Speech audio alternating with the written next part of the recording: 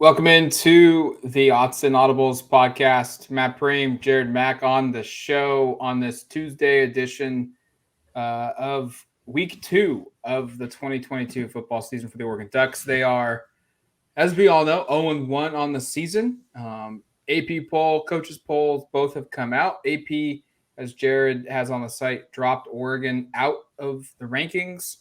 And then the coaches poll has Oregon 24th in the country going into week 2 against the Eastern Washington Eagles, who are 1-0, the FCS team from the Big Sky.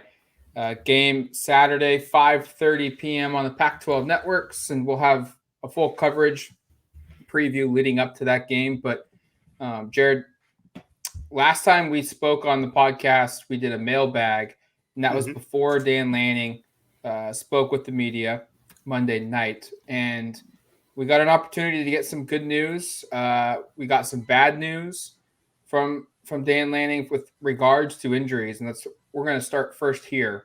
The good news: Ryan Walk, Oregon starting guard, who did not play in the second half, was replaced by Marcus Harper, was due to injury, knee injury. But Lanning said that he should be back for the Eastern Washington game. The bad news is Popo Omave, who did not make the trip, is unfortunately likely going to be out for the entire season with a broken foot injury. Let's start there with Popo Omave. This was an all-conference player, a guy supposed to projected to start for Oregon.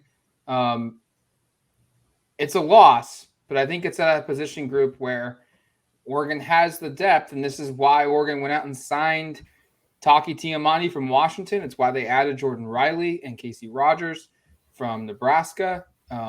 It's why they went and landed a couple other guys in the high school recruiting rankings, Ben Roberts, Sir Mills, for something like this. If it were to happen, they have the depth to withstand it, but it's a loss to maybe one of their best defensive linemen in the interior. Certainly a loss for Oregon. I think Dan said it as such, and he hates it for the guy, and I think everybody hates it for him just because Popo, he played for a majority of last season. He missed the Alamo Bowl against Oklahoma because of the shoulder. I talked to him on media day. He ended up tearing a labrum in his shoulder. Brandon Dorless, and Keon Ware-Hudson all tore their labrums in their shoulder, and as a former labrum tearer, it stinks. So it was great that he came back from injury, but it really sucks to see that he's now probably out for the season with a foot injury. Dan said that he was getting surgery soon, so that's it's not a great sign when you get surgery on your foot. But like you were mentioning, they have a couple guys that they can replace him with theoretically. I know Casey Rogers and Jordan Riley were the two starters against Georgia. Sam Taimani is the Washington transfer. He was first off the pine. Keon Ware-Hudson, all those guys can play both defensive tackle or nose tackle positions. They do a lot of defensive line versatility in there. But this is a big loss. Popo was expected to be a very much a contributing member of this defensive line. And it was his role and was yet to be defined. We didn't know if he was going to be a starter or the first guy off the bench. But I think it's pretty clear that he probably would have started over either Riley or Rogers. And if you look at traditional Dan Lanning-led defenses, they like to have two really bigger guys up in the middle with Riley or Rogers or Popo, and that's exactly what they're going to do. So this is a big loss, but if there is a position group on the team that losing a player isn't the worst thing to happen, it's definitely defensive line, because there's a lot of guys, and you saw against Georgia that Oregon's defensive line will be okay. Georgia didn't really run it up the middle, and that was very smart of them, but they have bodies there, they have depth. I mentioned all those guys, but you still have someone like Ben Roberts, a true freshman, or Sir Mel's a true freshman, or Keanu Williams. Those guys are all 6th, 7th, and 8th in the depth chart. It speaks to the depth of that team at the defensive line position. But going back to offense, Ryan Walk being dinged up, Dan Lanning said it was something with his knee. We didn't see him at practice today. This is Tuesday. Did not see him at practice. We did see Jackson Powers Johnson, or JPJ as I like to call him. He was back at practice, as was Bram Walden. Those are two guys who were missing from practice last week. Both traveled to Atlanta, but did not participate, did not dress, were in street clothes the entire time. So that's a positive development. Everybody else in the offensive line was there, including Kavika Rogers, Josh Carnley Jr., all the starters as well. Overall, just as an attendance or an injury report, at practice today for Tuesday, things were very normal. Jaden Navarrete, outside linebacker, was not there. Neither were Suava Poti and Michael Afaisi. All three of those guys haven't been at camp for a while now. I want to say we're going on nearly all of fall camp for all three of them. But Afaisi and Poti, we saw last week in boots. I can't remember whose boot was bigger than the other, but someone had a bigger boot. But both of those guys seem to be injured right now. We don't have specifics on those, but it's got to be some kind of lower leg injury for the both. And then Navarrete is MIA. Haven't gotten an answer from Lanning about this. So that'll be something we keep an eye on moving forward as well. We got some stuff from Dan and also the offensive players Tuesday late morning, early afternoon, however you want to describe it. We heard from Sean Dollars. We heard from Marcus Harper, the offensive lineman who replaced Ryan Walk in the second half. We spoke with both those guys. We spoke with Dan, and one of the biggest traits so far, and I assume on Wednesday when we speak with the defensive side, it'll be a similar notion that practice was not hard enough going up to the Georgia game, and they need to be better off the edge, and that the culture of this team, the leadership of this team needs to rise up. Interesting comments from all three of those parties. Lanning especially was very adamant that they did not practice hard enough. They will make practice harder to get these guys better prepared for games coming forward. But I also want to argue, maybe I don't know whose defense here, but Oregon won't face a team as talented as Georgia the rest of the way. Dan acknowledged that if you find a team as talented as Georgia, he'd be pretty darn impressed in college football this season. So they have things to work on. Dan specifically has mentioned edge areas a couple times. You did a film review or a formation review, and Eric had grades up from a film review. That's probably, in my perspective, the defense's biggest area right now is you have to be better on the perimeter, because that's where all of the damage came from. And Dan acknowledged teams are going to try and emulate that now. Yeah, no, they're going to try. I mean, we talked about this on the last podcast that we did. Georgia did a great job to just directing all of their offense to the perimeter, and Dan wholeheartedly agreed. But it'd be very silly if he didn't, because we all saw it. Everybody who watched that game, who can conceptually understand the fundamentals of football, knows that they went on the perimeter. They made Oregon move east to west, and Oregon did not do a good job at it. So it started today at practice. They did, I forgot what they called it. It was like a mod box or a mod bracket. Mod bracket was the name. Just a very simple, quick swing pass from a quarterback to a running back out on the edge, and a tight end and a wide receiver would have to block a cornerback and a defensive lineman or an outside linebacker.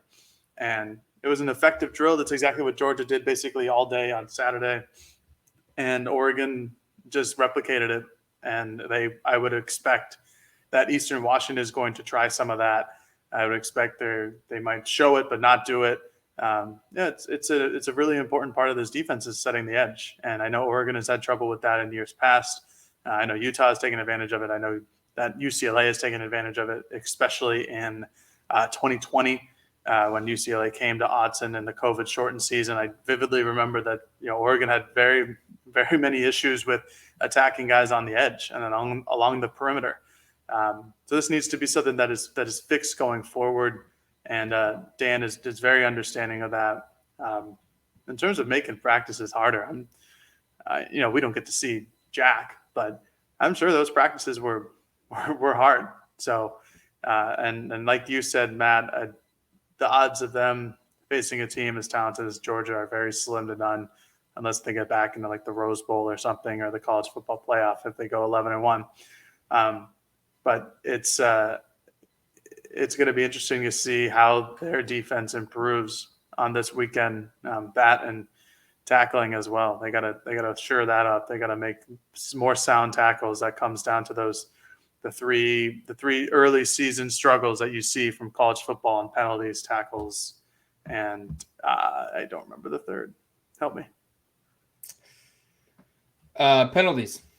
I said penalties, tackles, takeaways. That's it. And Oregon suffered takeaways and missed tackles. And actually, not penalties. They only contributed 5 penalties on Saturday, and Georgia had 7. So that's a positive, I guess. Let's take a quick break. And when we come back, let's discuss some of the comments Lanning threw out on quarterback play and improved areas he hopes to see from week 1 to week 2. All right, welcome back to the Autzen Audibles Podcast. I thought this was a really interesting line because it's not something that you typically hear for a fourth-year college quarterback. Dan Lanning was asked about some of the areas he'd like to see improved with Bo Nix from week 1 to week 2. And the quote goes from Dan, "Not turning the ball over, obviously that's a big piece. That's where it starts. Operate within the framework of the offense. You don't have to create new plays that aren't there for you to make. You just have to take the ones that are sitting in front of you." When he did that, we were effective at times on offense. When you operate outside of the system, it's going to struggle at times. I think that can be for anybody. End quote. I heard that. We wrote about it when we got home Saturday or Monday night. But now that I've thought back on it a little bit more, and you mentioned, from the very beginning when he showed up at Oregon, Bo, that's not what you want to hear from a coach about a fourth-year guy. I understand it's his first year at Oregon, but those are lessons you typically hear coaches talking about, that a first-time starter or a true freshman or a true sophomore that's playing has to learn and go through, whether it's quarterback or whether it's cornerback. It doesn't really matter. And yet here we are with these comments about a fourth-year guy. And I'm not trying to argue that Bo shouldn't be the starter, but that puts a little bit more pressure, I think, on the staff to kind of get him right. And I don't know what is right with Bo Nix, because as you said when he first signed up, and as a lot of people, Brandon Marcello recently just on CBS HQ after that game, this is who he has been for 3 years. This is probably who he's going to be for 4. I don't know how much you can change here. That's kind of a concern for me. Well, if it's a concern for you now, it should have been a concern for you for a long time. This has always been Bo's MO, and we saw it against Oregon 3 years ago against 2019. He made some very silly mistakes, and obviously in 2019 he was a true freshman. Made some really silly mistakes, but you want to know what? He drove that team down the field and won them the game. And that's the ebb and flow with Bo Nix. That has always been the ebb and flow with Bo Nix. If you didn't know that going into his tenure for Oregon, now you know it. And against a team like Georgia, he's faced many times in his career. He has not done very well against them. Granted, not a lot of players have done very well against Georgia in their careers, and especially in the last 4 or 5 years. But with Nix, I understand what Lanning is saying. I think he's just being very general in that situation. I think he's saying this is what we want our quarterback to do. I wouldn't necessarily think that Nix did anything crazy at the game. I thought the deep ball pass to Seven McGee was probably the right move, but you would prefer to have somebody taller than Seven McGee. Obviously, Kalani Stakes makes a great play on that ball, and he comes down with the interception. The second pass, just a bad decision. It happens. Yeah. We talked to Sean Dollars about it, but that was Bo Nix's first read. That's what Sean Dollars said. His second read was to dump it off to the flats to Dollars or whoever was on the running back. I think it was Dollars on the play. And he just made a bad read. It happens. It's what a quarterback does. This is still the quarterback for Oregon. If these types of statements from Dan are very blanketed statements. This is exactly what he said preseason. This is what he wanted in a quarterback. That's what he still wants in a quarterback, obviously. And cutting away turnovers is exactly what Oregon wants. They want the ball in their hands as long as they can because they have a lot of confidence in their offense to be able to move. And when there wasn't a takeaway for Oregon against Georgia, they were able to move the ball pretty well against probably going to be one of the nation's best defense and was a historically great defense last season. So I'm not overly concerned about these comments. I think this is just a very blanket statement from Dan. This is what you want to see from all your quarterbacks.